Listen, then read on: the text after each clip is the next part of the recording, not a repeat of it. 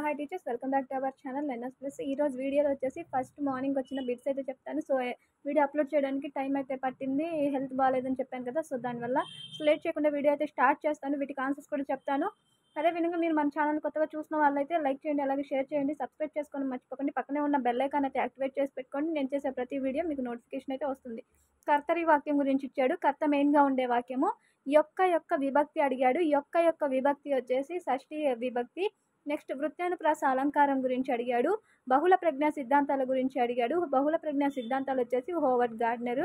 Next పరిహార సంఘర్షణ గురించి అయితే అడిగాడు. రెండు అనుకూలంగా అంటే రెండు ఇష్టంగా ఉంటే పరిహార సంఘర్షణ. జెడ్పీడి ఫుల్ ఫామ్ అడిగాడు. Zone proximal development. Next Craig యొక్క నిర్వచనం అయితే అడగడం జరిగింది. విభిన్న ఆలోచనలు దేనిలో ఉంటాయంటే విభిన్న ఆలోచనకు సంబంధించి సృజనాత్మకత అనమాట. నెక్స్ట్ దక్షిణాఫ్రికా గాంధీ ఎవరు అనేసి అడిగాడు. దక్షిణాఫ్రికా గాంధీ వచ్చేసి నెల్సన్ మండేలా. నెక్స్ట్ తార్కిక స్మృతి అంటే ఏంటి అంటే ఒక విషయాన్ని మనం నేర్చుకునేటప్పుడు దాని అర్థాన్ని కూడా అవగాహన చేసుకొని నేర్చుకోవడాన్నే తార్కిక స్మృతి అనేసి అంటారు. వికాస దశలు ఏవైతే ఉన్నాయో 10 దశలు, ఆ దశల్లో సరికాని దశ అంటే వికాసం ప్రాగుక్తీకరించవచ్చు, సంచితమైనది ఈ దశలు ఉన్నాయి కదా, వాటిలో నుంచి ఒకసారి అదంతా ఒకసారి చెక్ చేసుకోండి. నెక్స్ట్ 6 నుంచి 8 తరగతులు ఒక సంవత్సరంలో అంటే యాన్యువల్ బోధనా గంటల సంఖ్య అనేసి అడిగాడు. ఆర్టీ యాక్ట్ ప్రకారం అయితే 6 నుంచి 8 తరగతుల వారికి 220 పని దినాలు, 1000 బోధనా గంటలు అయితే ఉంటాయి. 1 నుంచి 5 తరగతి వాళ్ళకైతే 200 పని దినాలు, 800 వర్కింగ్ అవర్స్ అయితే ఉంటాయి. సో ఇది గుర్తుపెట్టుకోండి, ఇది రిపీటెడ్గా వస్తుంది. 6 to 8 1000 అవర్స్. అది వచ్చేసి వర్కింగ్ డేస్ వచ్చేసి 220 వర్కింగ్ డేస్. 1 to 5th వచ్చేసరికి 200 working days, 800 working hours. Next with భగనం గణాలు ఇచ్చాడు. భగనం యొక్క గణాలు వచ్చేసి గురువు, లఘువు. అనునాసికాలని గుర్తించండి అనేసి ఇచ్చాడు. అనునాసికాలు అంటే ముక్కుతో పలికేవి. నెక్స్ట్ ఇంటిలో ఈగల మోత, బయట పల్లకిల మోత, ఇది ఒక సామెత అవుతుంది. నెక్స్ట్ సకర్మక క్రియ గురించి అడిగాడు. అదేవిధంగా పొడుపు కథ గురించి అడిగాడు. వృద్ధి సంధి సూత్రం అడిగడం జరిగింది. నెక్స్ట్ సచివాలయంలో ఉండే ఉద్యోగుల సంఖ్య, గ్రామ సచివాలయాల్లో ఉండే ఉద్యోగుల సంఖ్య అడిగాడు. గ్రామ సచివాలయాల్లో 11 మంది ఉంటారు. రాజ్యార్థ భాగము, ఈ సమాసాన్ని విడదీయండి, విగ్రహవాక్యం రాయండి అనేసి అడగడం జరిగింది. ఎరిక్ ఎరిక్సన్ చివరి దశ యొక్క క్లిష్ట పరిస్థితి అయితే అడగడం జరిగింది. ఎరిక్ ఎరిక్సన్ పట్టిక చాలా ఇంపార్టెంట్. మనకు రిపీటెడ్గా ఎరిక్ ఎరిక్సన్ పట్టిక నుంచి బిట్స్ అయితే వస్తూ ఉన్నాయి. ఎరిక్ ఎరిక్సన్ యొక్క చివరి దశ వచ్చేసి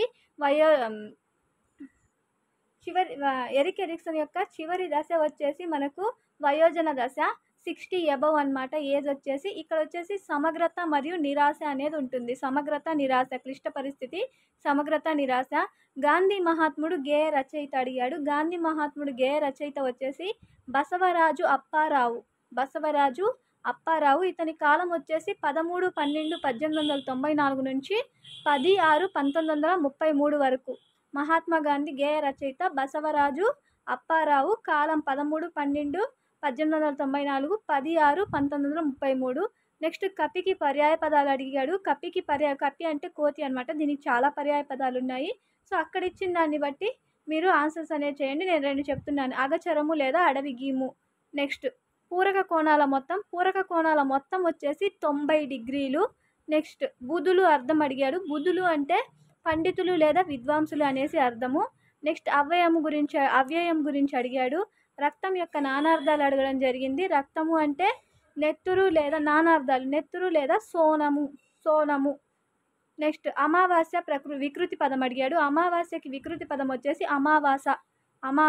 నెక్స్ట్ మహతి వాచకాలు, స్త్రీల యొక్క విశేషాలను గురించి, స్త్రీలను వారి యొక్క విశేషణాలను గురించి తెలిపే వాక్యాలను మహతి వాచకాలు అనేసి అంటారు.